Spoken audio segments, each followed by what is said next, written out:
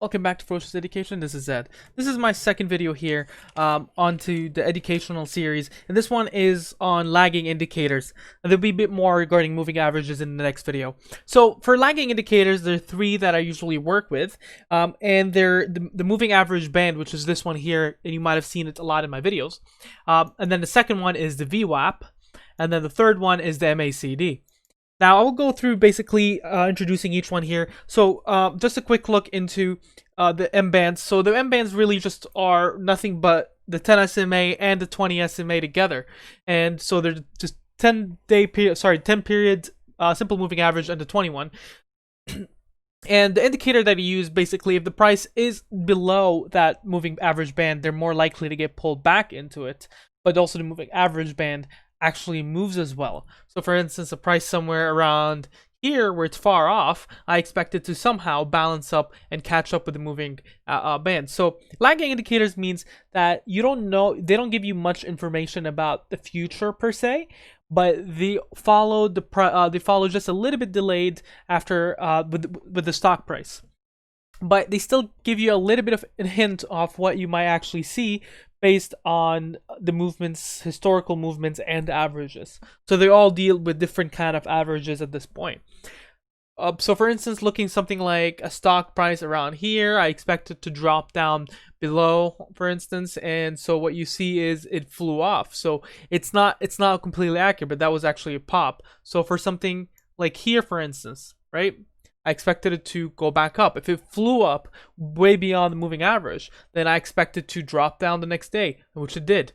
So it does work with other indicators as well, but you have to basically use different indicators to try to get the accuracy of your information.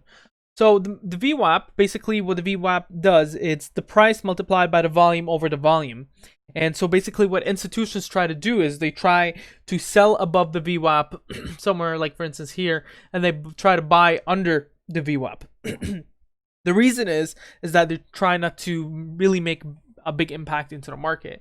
For instance, you would want to buy under the VWAP and somehow like sell around here above the VWAP, or not when the price is so close to the VWAP, because that's not where a lot of the movement happens.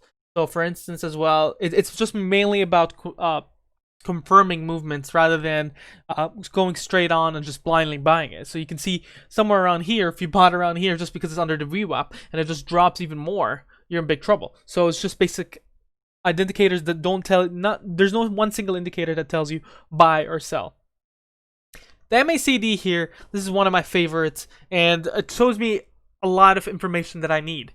So when the blue is above the red here, that's a good sign. It's usually a bull run. As soon as they cross, that means that there's an indication that there is a massive change in trend. You can see it here. So it's more of like point of inflection for me. And around here, for instance, the stock price is decreasing. You can get to see that MACD is going towards the positive, and you can get to see that there's a breakout happening sometime soon, and it did happen.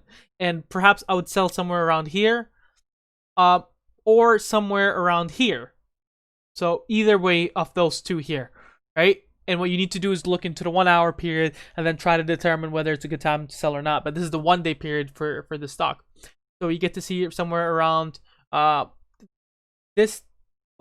somewhere around this day would have been nice. Somewhere around like 133 to 111, and then what you can see afterwards is just it came down, right? And then you see around here is the start of a negative trend, and that's even more dangerous. But the negative trend ends up stabilizing around here, where you can see that the histogram actually decreases.